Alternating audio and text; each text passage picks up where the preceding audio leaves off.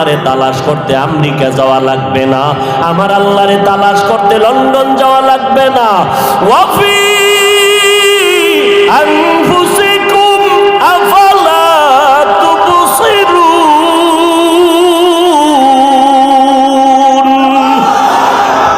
हर रंग में तू, हर बू में तू, हर जा में तू, हर दम, हर रंग में तू, हर আমার রবের যখন আমি ডাক পাইলাম, আমার রব মালিক তোমারে জানি দেখলে কেমন লাগে।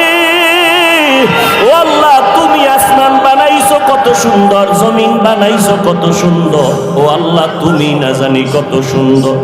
আল্লাহ বলেন লান তারানি, তুমি আমাকে দেখতে পারবা না রে মুসা। আমার আল্লাহরে তালাশ করতে আমেরিকা যাওয়া লাগবে না, আমার আল্লাহরে তালাশ করতে লন্ডন যাওয়া লাগবে না। ওয়াফি আনফুসিকুম আফালা তুবসিরুন।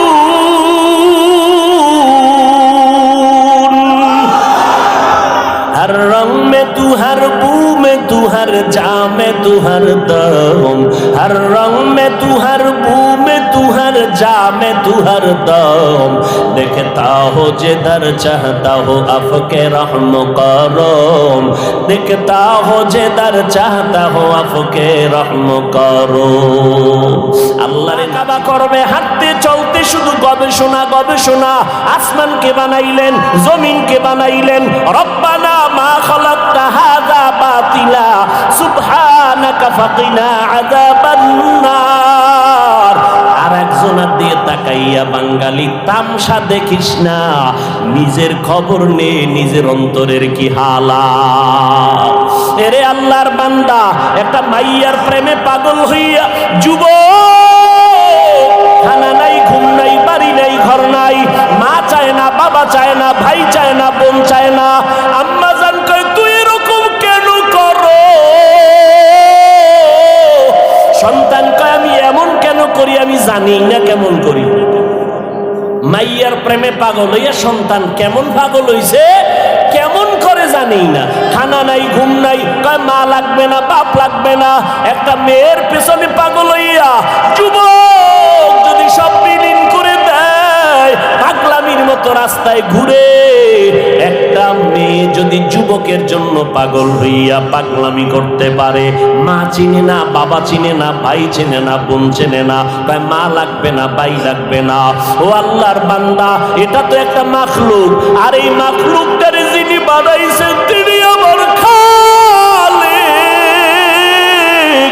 ওই আমার মাওলার মোহাব্বত তার সিনার মধ্যে একবার ঢুকবে, ওই বান্দা যে গবেষণা করে হাঁটতে চলতে উঠতে বসতে, যখন আমার মালিকের নিয়ে গবেষণা করে, ওই মাওলার মোহাব্বত যখন অন্তরের মধ্যে জমা হয়ে যায়, ওই বান্দা দিন দিন দিন দিন শুধু মায়া বাড়ে, মোহাব্বত বাড়ে, বাড়তে বাড়তে বাড়তে বাড়তে মাওলা ভালোবাসায় বান্দা যখন ডুব দেয়, ওই বান্দা তখন নিজের স্বাভাবিক অবস্থাকে ধরে রাখতে পারে না। তখন বান্দা কেমন করে নিজেও বুঝে না। ওই বান্দা কি জিগায় তুমি এমন কেন করো? এই বেটা, ওয়াজ শুনতে আইছি, তুই এমন কেন করো? কি করি আমি? আমি তো কিছুই করি না, আমারে কে জানো করায়।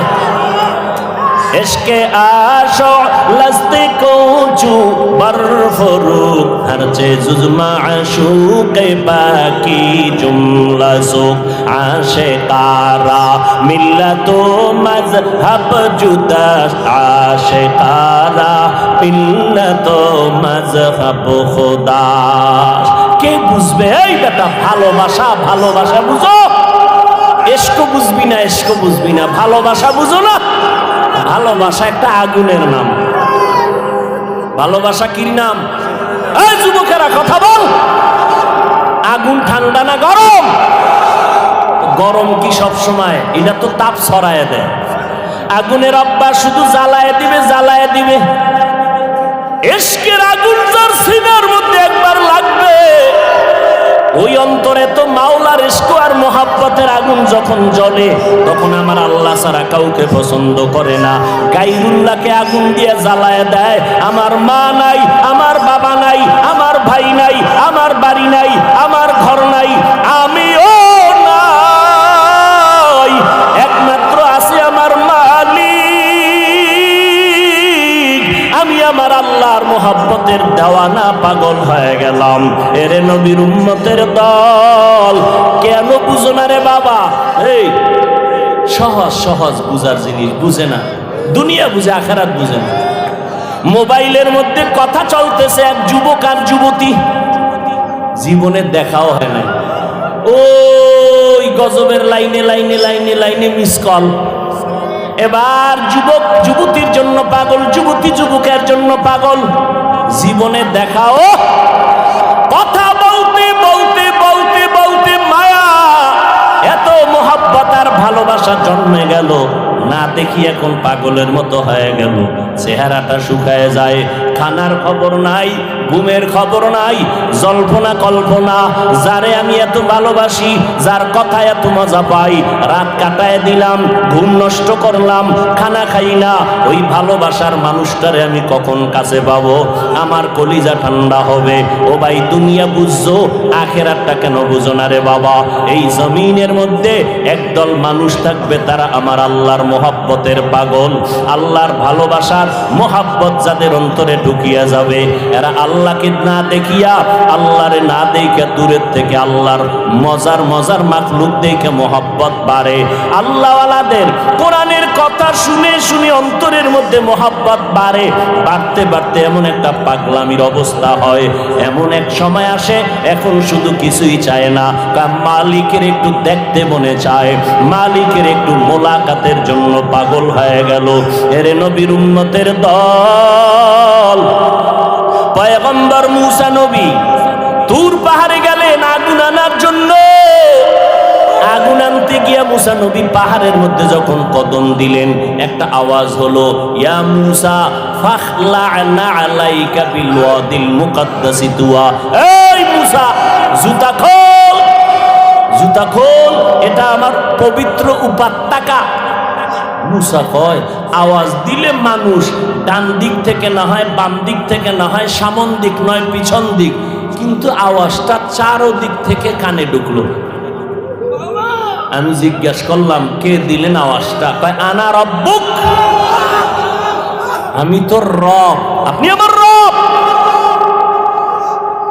মুসা নবী বলে, আমি যত সামনে আগাই আগুন তত পেছনে যায়। এইবার আমার রবের যখন আমি ডাক পাইলাম, আমার রব, ওই রবের সাথে এবার কথা বলতেছি, এক কথা, দুই কথা, তিন কথা, কথা বাড়ে মোহাব্বত বাড়ে, কথা বাড়ে মোহাব্বত বাড়ে, কথা বাড়ে মোহাব্বত বাড়ে। এবার মুসা নবী কয়, মোহাব্বত বাড়তে বাড়তে বাড়তে বাড়তে এমন মোহাব্বত গালেব হয়ে গেল। এক পর্যায়ে মুসা নবী কয়, আল্লাহ, কথা কইয়া কত আর দূরে রাখবা, রব্বি আরিনি, ও আল্লাহ তুমি আমার একটু দেখা দাও, তোমারে দেখতে মনে চায়। ও দয়ার মালিক, তোমারে জানি দেখলে কেমন লাগে। ও আল্লাহ, তুমি আসমান বানাইছো কত সুন্দর, জমিন বানাইছো কত সুন্দর, ও আল্লাহ তুমি না জানি কত সুন্দর। আল্লাহ বলেন, লান তারানি, তুমি আমাকে দেখতে পারবা না রে মুসা। আলহামদুলিল্লাহ বলেন, হে উম্মত, জমিনের মধ্যে চূড়ান্ত একদল নিকৃষ্ট খারাপ মানুষ হবে উলামা।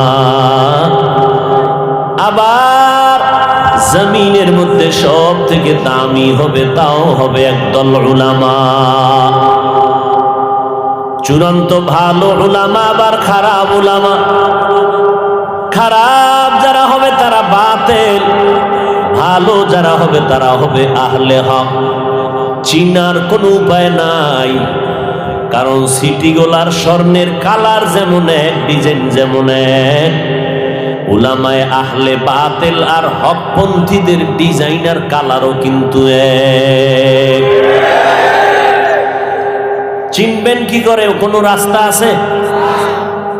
সিটিগোল আর স্বর্ণের কালার ডিজাইন, ভেতরের কারবার এক নেই। পার্থক্য করার কোনো মাপকাঠি আছে? কি আছে? স্বর্ণ আর সিটিগোল নির্ণয়ের যদি যন্ত্র থাকে, তো হক বাতিল নির্ণয়ের যন্ত্র থাকবে না কেন? কে ভণ্ড কে হক নির্ণয়ের জন্য আল্লাহর দেওয়া কষ্টি পাথর হলো দুইটা, কোরআন আর রসুলের সুন্নত। কোরআন আর রসুলের সুন্নত, এই দুই জিনিস ধরিয়া দেখো, ধরলেই টের পেয়ে যাবা কে আহলে হক আর কে আহলে বাতিল। বাতিলের বিরুদ্ধে নবী কথা বলেছেন, আমরাও বলি। ভণ্ডদের বিরুদ্ধে, বাতিলের বিরুদ্ধে কথা বলা এটা হিংসা নয়, এটাই হলো ঈমানের পরিচয়। গীবত করা হারাম, এরপর হুজুর কেন গীবত করেন? গীবত করা হারামের পাশে আরো কিছু বলছিনি? বলি নাই? গীবত করা 4 কারণে ওয়াজিব, না করলে গুনাহ হবে। না করলে কি হবে? দলিল ওয়াইলুল লিকুল্লি হুমাযাতিল লুমাযাহ আসেনি? এই সূরাটা মোবাইলে ডাউনলোড কইরা বাংলায় দেখবেন, পেয়ে যাবেন। 4 কারণে গীবত করা ওয়াজিব, না করলে গুনাহ হবে। কে গীবত করবে, কার গীবত করবে, বিস্তারিত ওখানে লেখা আছে। আল্লাহ বুঝার তৌফিক দান করেন। তাহলে বাতিলের ভণ্ডদের বিরুদ্ধে কথা বলা এটা হিংসা না ঈমান? আল্লাহ বুঝার তৌফিক দান করেন। ফামান কানা ইয়ারজু লিকা রাব্বিহি ফালইআমাল আমালান সালিহা ওয়ালা ইউশরিক বিইবাদাতি রাব্বিহি আহাদা। মিথ্যা বলা হারাম, গালি দেওয়া হারাম, এটা বুঝার জন্য কোনো দলিলের প্রয়োজন হয় না। বিবেক নামের আদালত আমাকে অ্যান্সার দিল, এটা বড় অন্যায়, বড় মহাপাপ। গালি দেওয়া হারাম। আমার নবী কোনোদিন কাউকে গালি দেননি। মাত্র 13 বছর মায়ার নবী রবিউল আউয়ালে পদার্পণ করেছেন। আমিনের মধ্যে মক্কা নগরীতে নবী আসলেন। 13 বছরের মধ্যে মক্কা নগরী, মদিনাতুল মুনাওয়ারার মানুষ, এমন কিছু মানুষ নবী তৈরি করেছেন। এই মানুষগুলো শুধু মক্কার মানুষ না, গোটা জগতের মানুষের জন্য আদর্শের মডেল হয়ে গেল। কেমন আদর্শ মডেল? আল্লাহ পাক জিব্রাইলের পাঠায়, বলে জিব্রাইল যাও আমার নবীরে গিয়া জানায় দেও অমুক অমুক ব্যক্তি সাহাবার নামে আমি আল্লাহ ইন্তেকালের আগে জান্নাতের টিকিট পাঠায় দিলাম। এজন্য আমার মায়ার নবী বলেন, উম্মতেরা সাবধান, জমিনের মধ্যে আমি নবী যখন বিদায় হয়ে যাব, তোমরা কার পদাঙ্ক অনুসরণ করে চলবা? জমিনের মধ্যে আমার একদল বন্ধু রেখে গেলাম, তাদের অনুসরণ করিও। তারা কারা জানো? জমিনের মধ্যে আমি মুহাম্মদের একমাত্র আপন বন্ধু হবে উলামায়ে আহলে হক। তবে উলামা দেখলেই দৌড়াইও না, ওই উলামায়ে কেরামের কাছে যাও, যারা হক পন্থী আলেম তাদের কাছে যাইও। আমরা আলেমরা একটু নির্ণয় করতে, যাচাই বাছাই করে নিতে পারবো কে ভালো কে খারাপ। আপনারা কেমনে যাচাই করবেন? হুজুর হাফিজ ভাই, আপনার থেকেও তো ভণ্ডদের কণ্ঠ কত মজার কণ্ঠ। আপনার চেহারা থেকে ভণ্ডদের চেহারা তো আরো কত উজ্জ্বল। কুতুববাগের চেহারা কত সুন্দর সুন্দর, রাজার বাগী হজরতের চেহারা কত সুন্দর, কথা ঠিক নেই? বড় বড় মাইজবান্ডারের হুজুরদের কত চেহারা সুন্দর। তো হুজুর কেমনে বুঝবো কারা হক আর কারা বাতিল? আপনাদের নামে টাইটেল নাই, আপনারা তো কোয়ালিটিও তেমন আপনাদের ভালো না। আপনারা লঙ্গি পরা মোল্লা, কিন্তু আপনাদের থেকে দামি দামি টুপিওয়ালা মাওলানা ডক্টরের ডিগ্রি লাগানো। কেমনে বুঝি আপনি হক আর তারা বেহক? বুঝার জন্য আপনাদেরকে শুধু এতটুকু থিম আমি দিব, টিপস দিব। আপনাদের প্রাথমিক একটা ধারণা হলো, আপনারা দেখলেই যেন চিনতে পারেন এরা হক। এদের প্রথম ধারণা দিয়ে গেলাম, ওই আলেম হক যার বয়ানের মাধ্যমে মানুষের দিলটা নরম হয়, চোখে পানি আসে। বেআমলওয়ালারা আমলওয়ালা হয়। এটা হলো প্রাথমিক ধারণা। কোন আলেম হক? যার বয়ানে মানুষের দিল তৈরি হয় এবং বেআমলওয়ালারা আমলওয়ালা। কথা বুঝাইতে পারলাম? ভাইরা আমার, কষ্ট হইতেছে নি? বয়ান করা, বয়ান শোনা তৌফিক কার? আল্লাহ তৌফিক না দিলে সম্ভব না। হ্যাঁ, আপনাদের এক রাত, আমাদের প্রতি রাত ঘুম নাই। আপনারা যেই টাইমে ঘুমান, আমরা ওই টাইমে দৌড়াই। আমরা যদি অসুস্থ হয় ডাক্তারের কাছে যাই, আর যদি টের পাই ওয়াজ করি বক্তা, তো চিকিৎসা করেন। বলে ঔষধ দিলে কোনো লাভ নাই, আপনারা নিয়মতান্ত্রিক ভাবে ঔষধ সেবন করতে পারেন। তো কেমনে চলেন?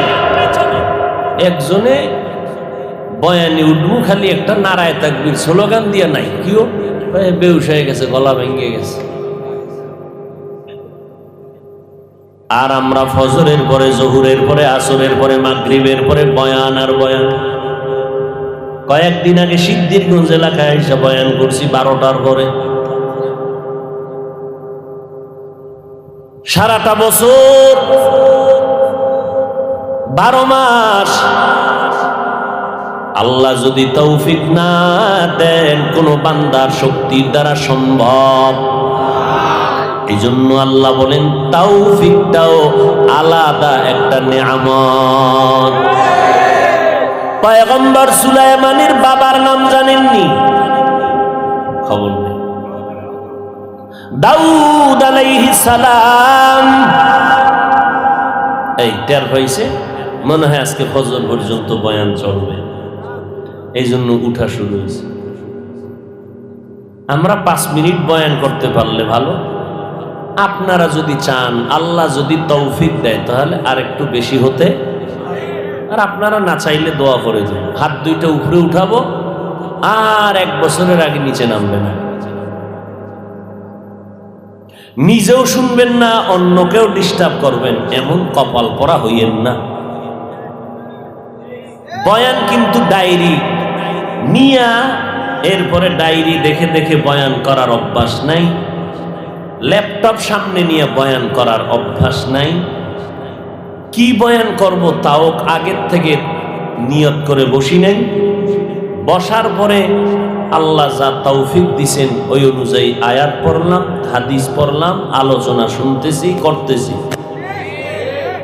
অতএব ডিস্টার্ব করবেন না।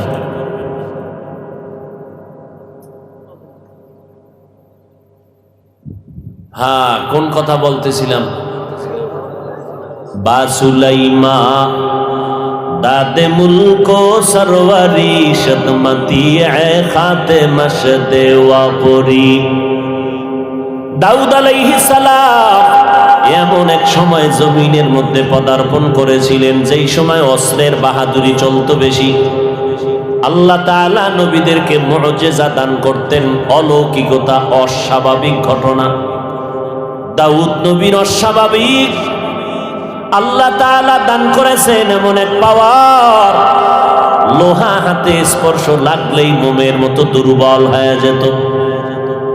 দাউদ আলাইহিস সালাম মোমের মতো নরম হওয়া লোহা দিয়ে অস্ত্র বানাইয়া বাজারে বিক্রি করতেন। মানুষগুলো দাউদের অস্ত্র নিয়ে যায়, অন্যদের অস্ত্রের বেচা কিনায় ভাটা পড়ে গেল, কারণ অন্যের অস্ত্র ভারী ধারালো নয়, দাউদ নবীর অস্ত্র বড় হালকা এবং ধারালো, মানুষ নিয়ে যায় অল্প টাকায়। এই অবস্থা দিয়ে দাউদ নবী তার জীবিকা নির্বাহ করতেন। আল্লাহ তাআলা দাউদকে বলেন, হে দাউদ, আমি তোমাকে রাষ্ট্র ক্ষমতা দিলাম, নবুয়তার হুকুমত দান করলাম, তুমি আমার নিয়ামতের শুকর আদায় করে নাও। দাউদ নবী বললেন, আপনি যদি তৌফিক না দেন আমার দ্বারা সম্ভব হবে না। আল্লাহ বললেন, ও দাউদ, আমি তোমাকে তৌফিক দিয়ে দিলাম, তুমি শুকর আদায় করে নাও। দাউদ নবী কিছুক্ষণ অপেক্ষা করে বললেন, হে মালিক, আমার দ্বারা শুকর আদায় করা অসম্ভব। কেন রে দাউদ, বলো। দাউদ আলাইহিস সালাম বললেন, হে মালিক, আমি শুকর আদায় করতে গিয়ে দেখলাম আপনার তৌফিকের সীমানাটা এত বিস্তীর্ণ, এত বড়, ওই তুলনায় আমি দাউদের শুকর হলো অনেক ছোট, অনেক নগণ্য। আপনার তৌফিক নামের নেয়ামতের সামনে আমার শুকর হলো খুবই ছোট।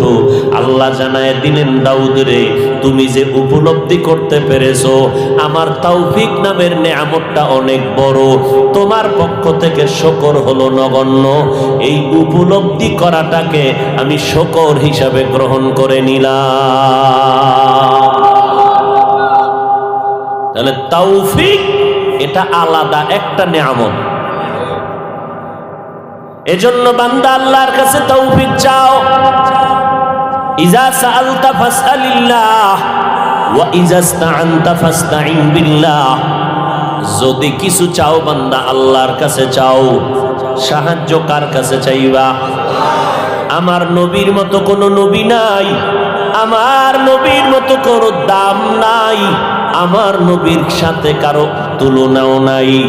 বলেন আমার ওই নবী যার কোনো গুনাহ নাই, কেমন মায়ার নবী আমার, যার চেহারা দিয়ে তাকাইলে ক্ষুধা নিবারণ হয়ে যায়। কেমন মায়ার নবী আমার, যেই নবীর ঘাম থেকে মিশকের ঘেরান পাওয়া যায়। আমার মায়ার নবী যেখানে কদম রাখে, কদম মোবারক থেকে মিশকের ঘেরান আসে, ওই জায়গা থেকে দীর্ঘদিন। ও নবীর আশেকের দল, আমার ওই মায়ার নবীর জীবনে কোনো কিছুর প্রয়োজন যদি হতো, বলেন কার কাছে চাইতে? আল্লাহর কাছে আমার নবী হইয়া যদি আল্লাহর কাছে চাইতে পারেন, আপনার আমার আল্লাহর কাছে চাইতে কেন বাধা বলেন? আল্লাহ দিতে পারে না?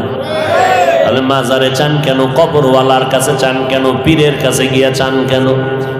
কার কাছে চাইবেন? পীরের কাছে চাইলে দিবেনি? পীর সাহেব মুরিদেরটা খাইয়া পেটটাকে বিশাল বানায় ফেলেন, কথা ঠিক নি? ভাইরা আমার, আমার মায়ার নবী আল্লাহর দরবারে চাইতেন।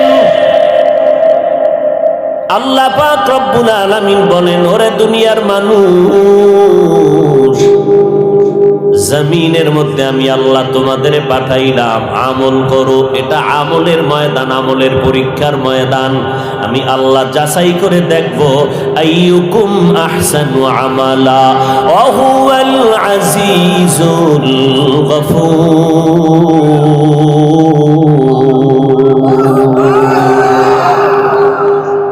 আমি যাচাই করে দেখব কারা ভালো আমল করে।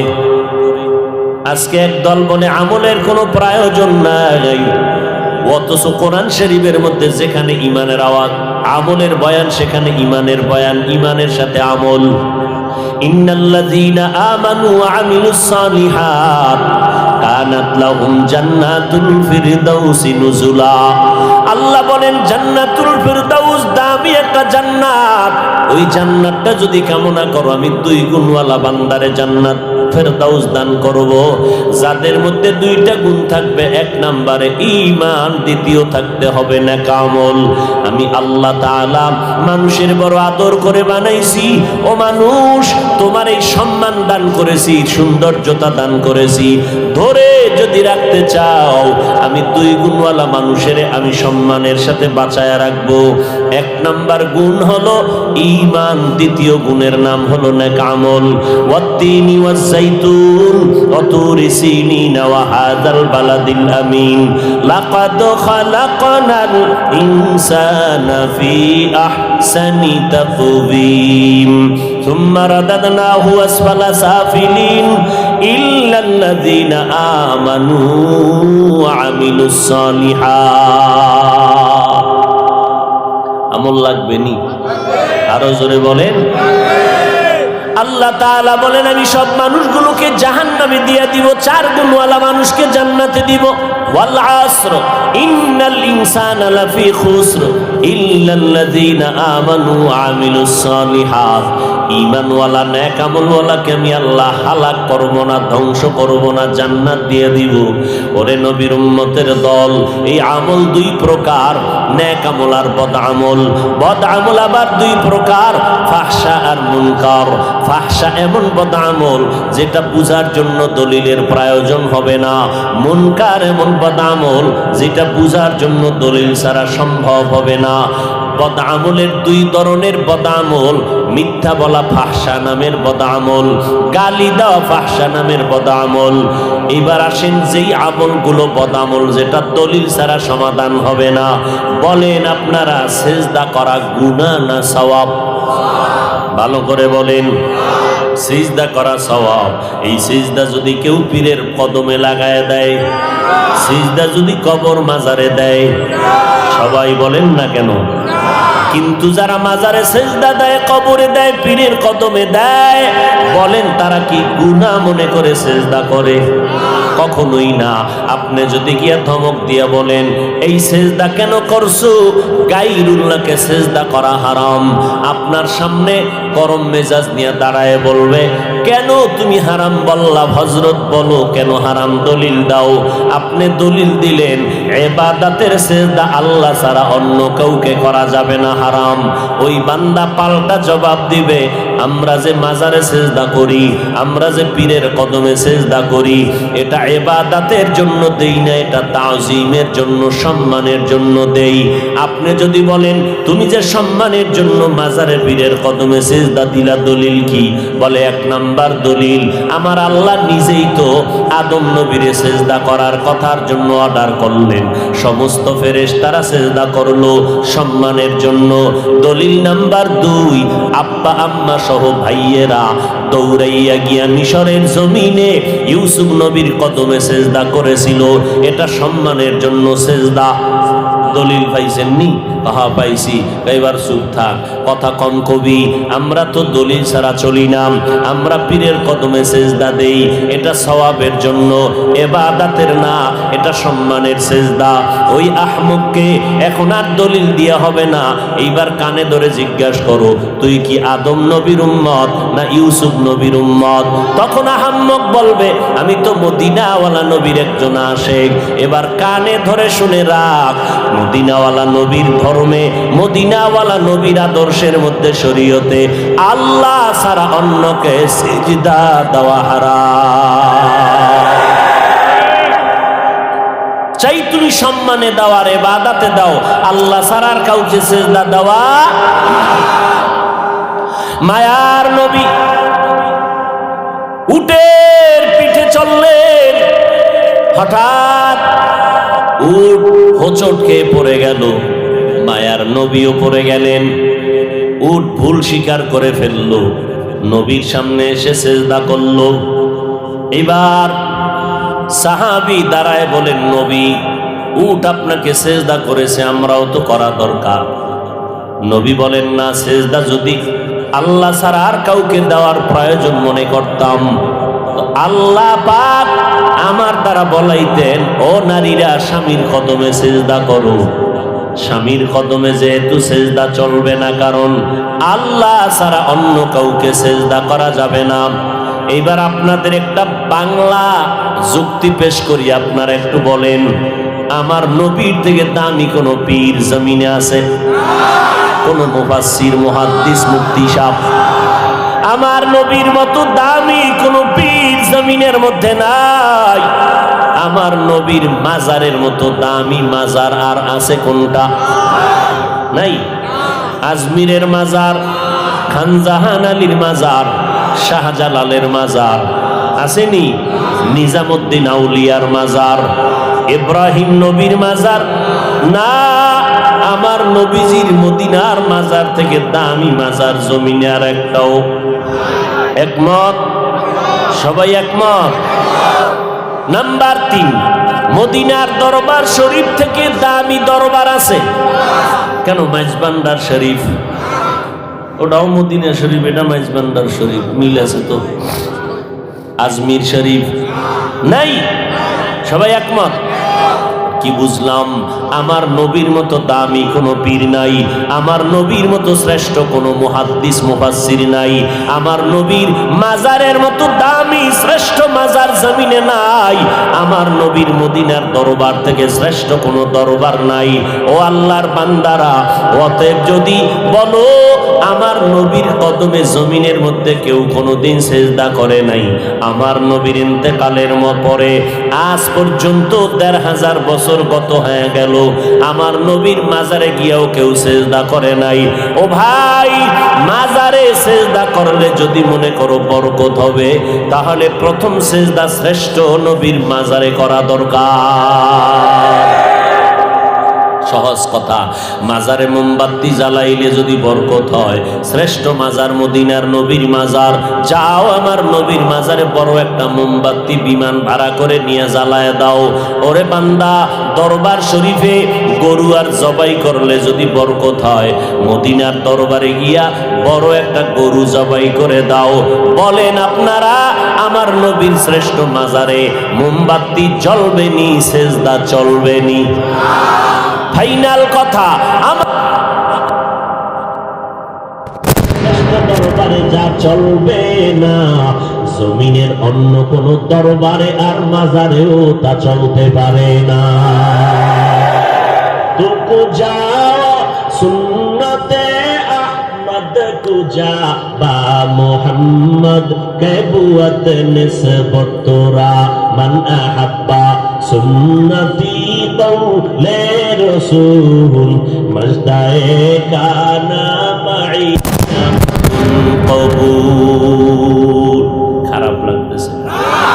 ও ভাই সাউন্ড বাড়াও। হায় হায় হায়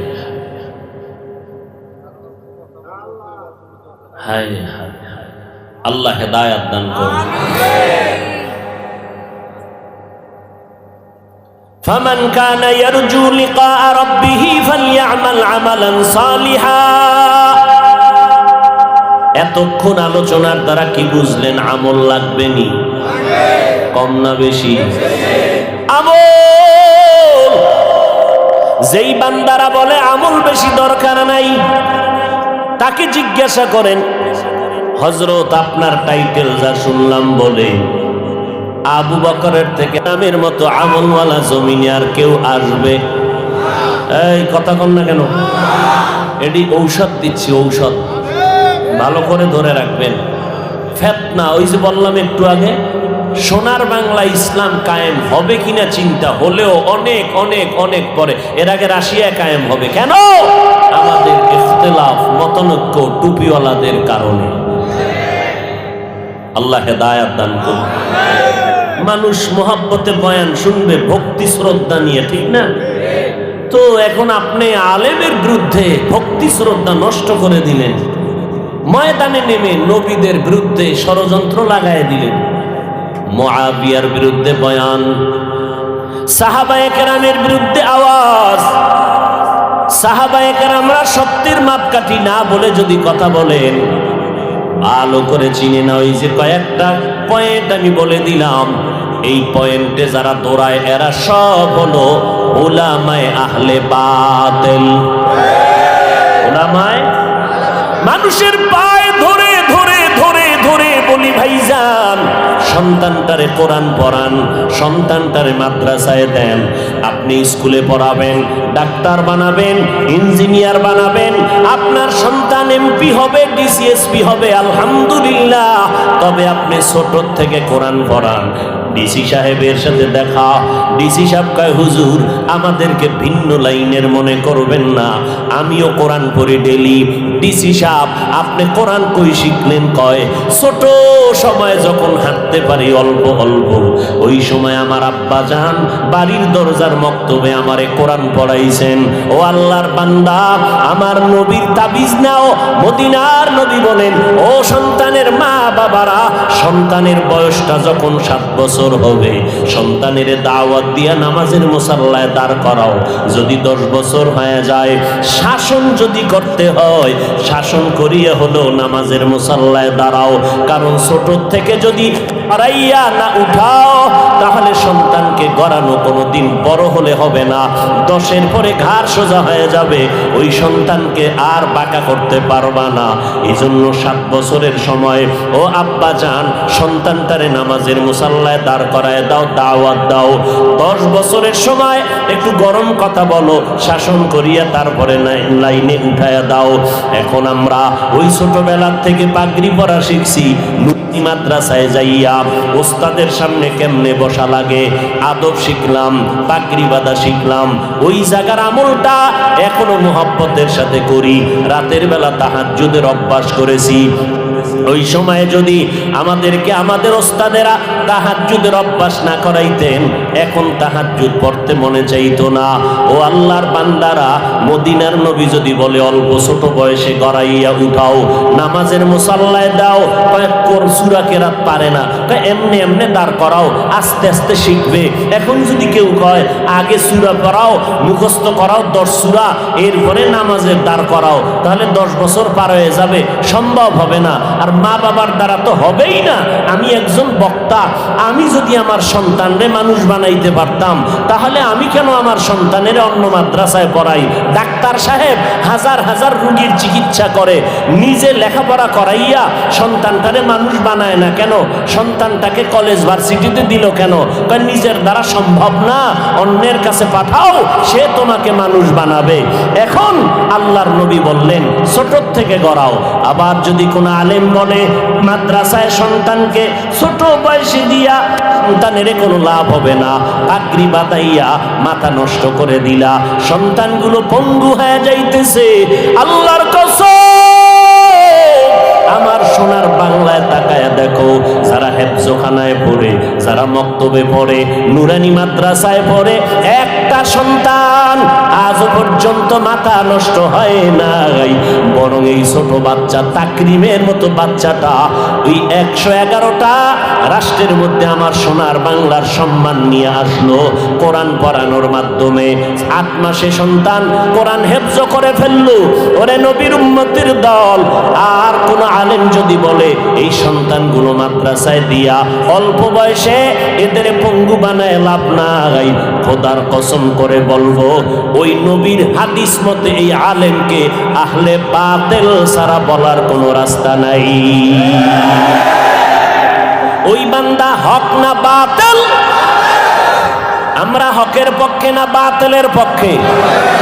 এর নবীর উম্মতের দল, হ্যাঁ 2-1টা অপ্রীতিকর ঘটনা হয়ে যায়। এটা মা বাবার বেলায়ও হয়। সন্তানের একটা থাপ্পড় দেওয়ার অন্যায় করেছে, এমন মায়ের দিছে হসপিটালে দৌড়, এরকম হয় না? তো 2-1টা অপ্রীতিকর ঘটনা যদি কোনো মাদ্রাসার শিক্ষক করে ফেলে, ছাত্রের উপরে আক্রমণ করে, আঘাত লেগে যায়, এটা তো মাইকে মানুষের সামনে বলিয়া আলেমের প্রতি হিংসা আর দূরত্ব তৈরি করার কোনো মানি হতে পারে না। নবীর উম্মতের দল বলবেন, হাফিজ ভাই আপনি কেন আলেমের বিরুদ্ধে বলেন? আমরা তো আহলে হকের বিরুদ্ধে বলি না, আমরা যারা আলেমের ব্যানার লাগাইয়া উম্মতের ঈমান ধ্বংস করতে চায় এদের বিরুদ্ধে বলতেই হবে, না বললে রাসূলের হাদিসের অনুযায়ী গুনাহ হয়ে যাবে।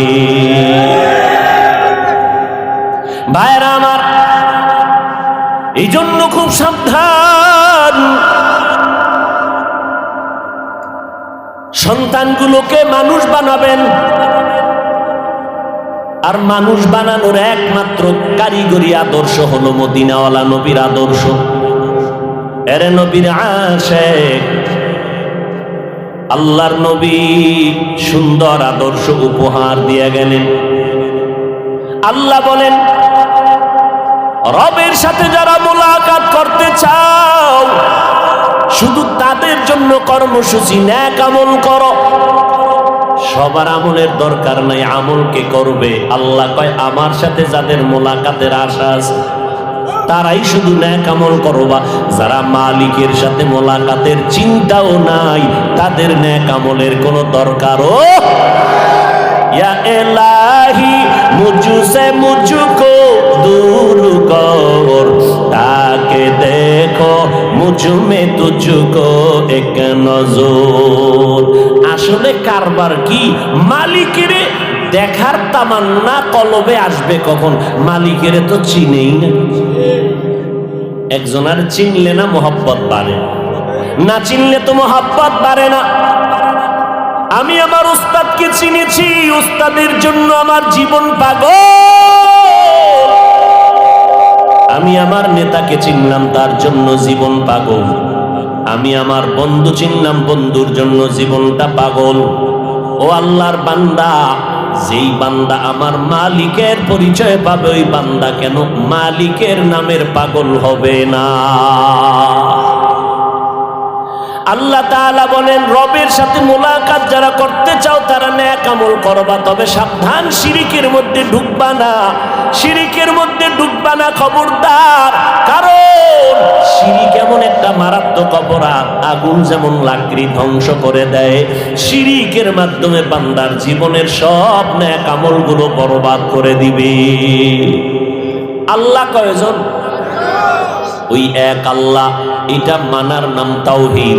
আমার আল্লাহ যে এক, বলেন আমার আল্লাহ কোন দিক থেকে এক? ঘুমান ঘুমান। আমার আল্লাহ সব দিক থেকে এক। ওই আল্লাহর সাথে আর কোনো দুই নাই। আমার আল্লাহ রিজিক দেওয়ার বেলা এক। আমার আল্লাহর ক্ষমতার মতো কারো ক্ষমতা নাই, আমার আল্লাহর গুণের মতো কারো গুণ নাই। কেউ যদি বলে আমার আল্লাহর মতো আরো আল্লাহ আছে, আল্লাহর ক্ষমতার মতো আর একজনের ক্ষমতা আছে, আমার আল্লাহর গুণের মতো আরো কারো গুণ আছে, মনে করার নাম শিরিক। যারা মনে করবে তাদের নাম মুশরিক। আল্লাহ তাআলা বলেন, সব গুনাহ আমি চাইলেই মাফ করে দিব, শিরিকওয়ালাদের গুনাহ সহসায় ক্ষমা করব না। ফালা নুকিমু লাহুম ইয়াউমাল কিয়ামাতি ওয়াজনা।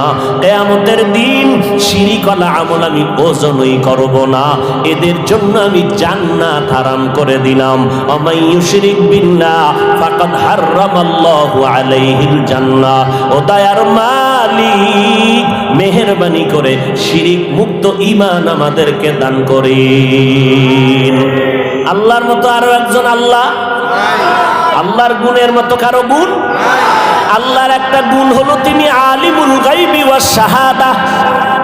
আল্লাহ হলেন গায়বের মালিক। বলেন এই গুণটা আরো কারো মধ্যে আছে? যদি কেউ মনে করে আমার পীর সাহেব গায়েব জানে, তো আল্লাহর গুণের সাথে শরীক করা হলো। আল্লাহ এই গুণটা আমার এক, এই গুণের সাথে আর কারো অংশীদারিত্ব নাই। আমার নবীও গায়বের মালিক না, গায়বের মালিক একমাত্র আমার আল্লাহ। জিব্বা নারায় বলেন কে? আমার আল্লাহ একক গায়বের মালিক। আর একটা আমার আল্লাহর গুণ আছে, হাজির ওয়া নাজির। এই গুণটা আর কারো? বলেন আছে? আমার আল্লাহ হাজির ওয়া নাজির। আমার আল্লাহ সব জায়গায় আছেন, সব কিছু দেখেন। এই গুণটা জমিনের মধ্যে আর কারো আসেনি। যদি কেউ বলে আমার পিসাবও হাজির নাজির, তাহলে কি হবে? শিরিক হবে। হাজির নাজির কে? ও বান্দা, আমার আল্লাহ হাজির ওয়া নাজির। ও আমার আল্লাহর মতো হাজির নাজির কেউ নাই। আমার আল্লাহ সব জায়গায় হাজির উপস্থিত। আমার আল্লাহ সব জায়গায় আছেন, সব কিছু দেখেন। এই ক্ষমতা আর কারো নাই। ও বান্দা, তুই যেদিকেই চেহারা ঘুরাবি সেখানেই আমার আল্লাহ হাজির। আমার আল্লাহ কই হাজির জানোনি? আমার আল্লাহরে তালাশ করতে আমেরিকা যাওয়া লাগবে না, আমার আল্লাহরে তালাশ করতে লন্ডন যাওয়া লাগবে না। ওয়াফি আনফুসিকুম আফালা তুবসিরুন।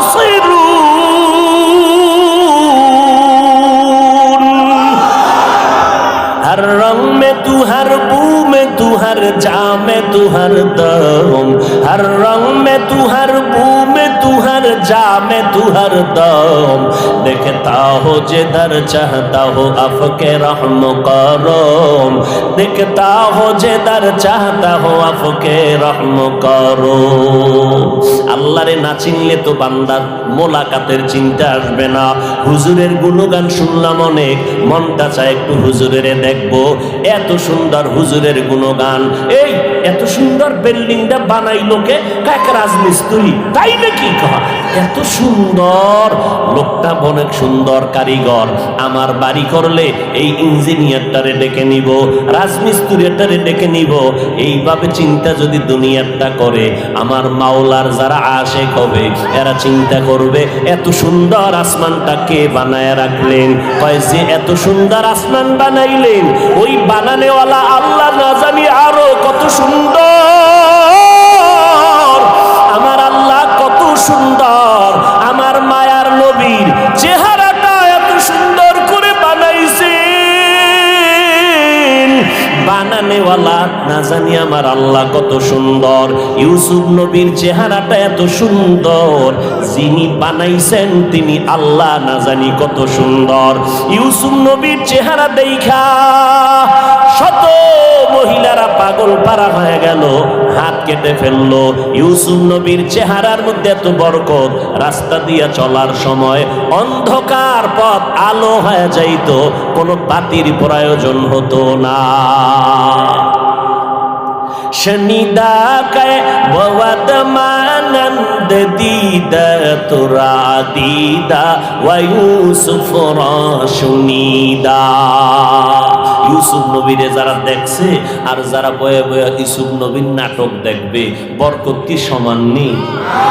শুনিদা কে বুয়াত মানন্দ দিদা তোরা দিদা ওয়া ইউসুফ রাশনিদা। আল্লাহ তাআলা এত সুন্দর, এত সুন্দর জমিন যিনি বানাইছেন তিনি কত সুন্দর। এইভাবে আমার চেহারাটা কে জানি সুন্দর করে বানাইলেন, ওই বানানেওয়ালা মালিক না জানি কত সুন্দর। আমার কণ্ঠের আওয়াজ এত সুন্দর, বানানেওয়ালা মালিক না জানি কত সুন্দর। এই বান্দা যখন গবেষণা করবে, গবেষণা করবে, গবেষণা করবে, এই গবেষণার নাম তরিকাতের লাইনে বলা হয় মোরাকাবা। মোরাকাবা করবে, হাঁটতে চলতে শুধু গবেষণা গবেষণা। আসমানকে বানাইলেন, জমিনকে বানাইলেন। রব্বানা মা খালাকতা হাযা বাতিলা সুবহানাকা ফাকিনা আযাবান নার। আর একজনের দিয়ে তাকাইয়া বাঙালি তামসা দেখিস না, নিজের খবর নে নিজের অন্তরের কি হালাত। এরে আল্লাহর বান্দা, একটা মাইয়ার প্রেমে পাগল হইয়া যুবক, খানা নাই, ঘুম নাই, বাড়ি নাই, ঘর নাই, মা চায় না, বাবা চায় না, ভাই চায় না, বোন চায় না। আম্মা জান কয় তুই এরকম কেন করো? সন্তান কয় আমি এমন কেন করি, আমি জানি না কেমন করি। মাইয়ার প্রেমে পাগল হইয়া সন্তান কেমন পাগল হইছে, কেমন করে জানি না। খানা নাই, ঘুম নাই, কয় মা লাগবে না, বাপ লাগবে না। একটা মেয়ের পেছনে পাগল হইয়া যুবক যদি সব বিলীন করে দেয়, পাগলামির মতো রাস্তায় ঘুরে। একটা মেয়ে যদি যুবকের জন্য পাগল হইয়া পাগলামি করতে পারে, মা চিনে না, বাবা চিনে না, ভাই চিনে না, বোন চিনে না, কয় মা লাগবে না, ভাই লাগবে না। ও আল্লাহর বান্দা, এটা তো একটা মাখলুক, আর এই মাখলুকটারে যিনি বানাইছেন তিনি আমার খালিক। ওই আমার মাওলার মোহাব্বত যার সিনার মধ্যে একবার ঢুকবে, ওই বান্দা যে গবেষণা করে হাঁটতে চলতে উঠতে বসতে, যখন আমার মালিকের নিয়ে গবেষণা করে, ওই মাওলার মোহাব্বত যখন অন্তরের মধ্যে জমা হয়ে যায়, ওই বান্দার দিন দিন দিন দিন শুধু মায়া বাড়ে, মোহাব্বত বাড়ে, বাড়তে বাড়তে বাড়তে বাড়তে মাওল ভালোবাসায় বান্দা যখন ডুব দেয়, ওই বান্দা তখন নিজের স্বাভাবিক অবস্থাকে ধরে রাখতে পারে না। তখন বান্দা কেমন করে নিজেও বুঝে না। ওই বান্দাকে জিগায় তুমি এমন কেন করো? এই বেটা ওয়াজ শুনতে আইছি, তুই এমন কেন করো? কি করি আমি? আমি তো কিছুই করি না, আমারে কে যেন করায়। इश्क़े आशो लस्ते कोचू बरफरूक हर चीज़ माशूक़ बाकी जुमला सुख आशिकारा मिल्लतो मज़हब जुदा आशिकारा मिल्लतो मज़हब खुदा। কে বুঝবে? এই বেটা ভালোবাসা, ভালোবাসা বুঝো। ইশক বুঝবি না, ইশক বুঝবি না, ভালোবাসা বুঝো না। ভালোবাসা একটা আগুনের নাম। ভালোবাসা কি নাম? এই যুবকেরা কথা বল। আগুন ঠান্ডা না গরম? গরম কি সব সময়? এটা তো তাপ ছড়ায় দেয়। আগুনের অভ্যাস শুধু জ্বালায় দিবে, জ্বালায় দিবে। ইশকের আগুন যার সিনার মধ্যে একবার লাগবে, ওই অন্তরে তো মাওলার ইশক আর মোহাব্বতের আগুন যখন জ্বলে, তখন আমার আল্লাহ ছাড়া কাউকে পছন্দ করে না। গায়রুল্লাহকে আগুন দিয়ে জ্বালায় দেয়। আমার মা নাই, আমার বাবা নাই, আমার ভাই নাই, আমার বাড়ি নাই, আমার ঘর নাই, আমিও নাই, একমাত্র আছে আমার মালিক। আমি আমার আল্লাহর মোহাব্বতের দেওয়ানা, পাগল হয়ে গেলাম। এরে নবীর উম্মতের দল, কেন বুঝো না রে বাবা? ওই বিদেশে খেলোয়াড়ের লাইনে, খেলোয়াড়ের সিস্টেমে চুল কাইটা ইন্দুরার বান্দর হয়ে গেছে। আছে না নাই? গুলশান জুমার মসজিদে নামাজ পড়াই, একজনে একা, হুজুর আমার ভাইগনার জন্য দোয়া করবেন। কি কয়? মরে গেছে। কেমনে? কয় ফাঁসি দিছে। তো ফাঁসি দিছে কেন? কয় যে ও চাইছিল ওই ক্রিকেটারদের লাইনে, বিদেশি এদের লাইনে চুল কাটবে, কাটতে দেয় নাই, জিদ কইরা ফাঁসি দিছে। কি দোয়াটা করুন কন্ত তার জন্য?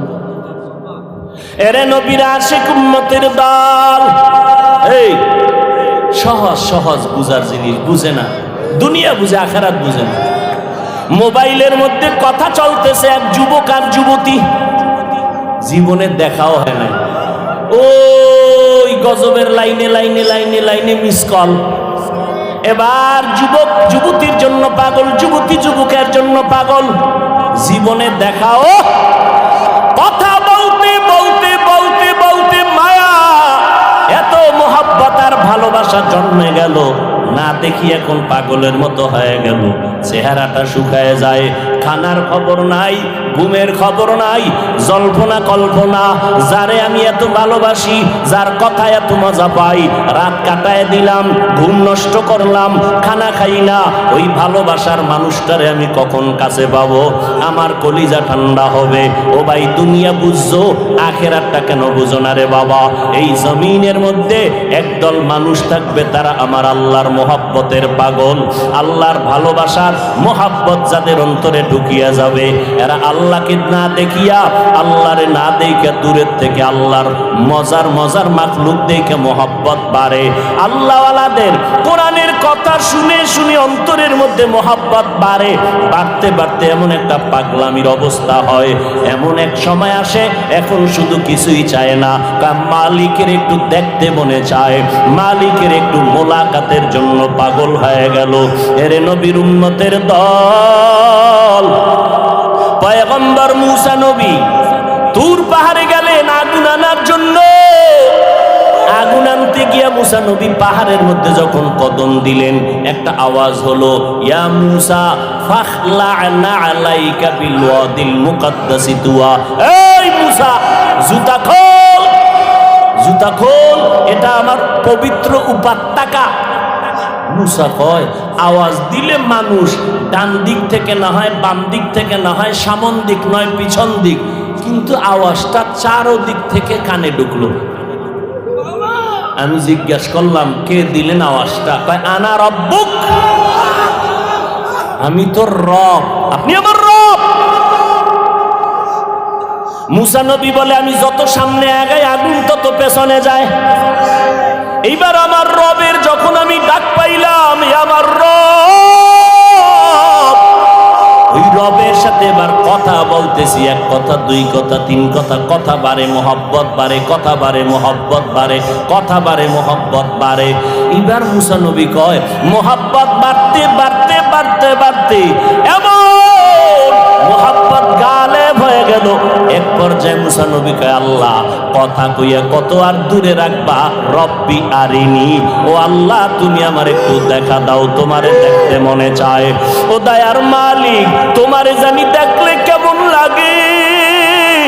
ও আল্লাহ তুমি আসমান বানাইছো কত সুন্দর, জমিন বানাইছো কত সুন্দর, ও আল্লাহ তুমি না জানি কত সুন্দর। আল্লাহ বলেন লান তারানি, তুমি আমাকে দেখতে পারবা না রে মুসা। আলহামদুলিল্লাহি রাব্বিল আলামিন ওয়াসসালাতু ওয়াসসালামু আলা সাইয়্যিদিল আমবিয়া ওয়াল মুরসালিন ওয়া আলা আলিহি ওয়া আসহাবিহি আজমাইন। ইয়া আরহামার রাহিমিন, ইয়া আরহামার রাহিমিন, ইয়া আরহামার রাহিমিন। রব্বিরহামহুমা কামা রব্বায়ানি সগীরা, রব্বিরহামহুমা কামা রব্বায়ানি সগীরা। আল্লাহুম্মা ইন্না নাউযু বিকা মিনাল বারাসি ওয়াল জুনুনি ওয়াল জুযামি ওয়া সাইয়্যিল আসকাম। ও দয়ার মালিক আজকের দুদিন ব্যাপী মাহফিলের শেষ মাহফিল আমাদের কবুল করে নেন। আয় আল্লাহ একজন আরো খালি ফিরাইয়া দিয়েন না রে আল্লাহ।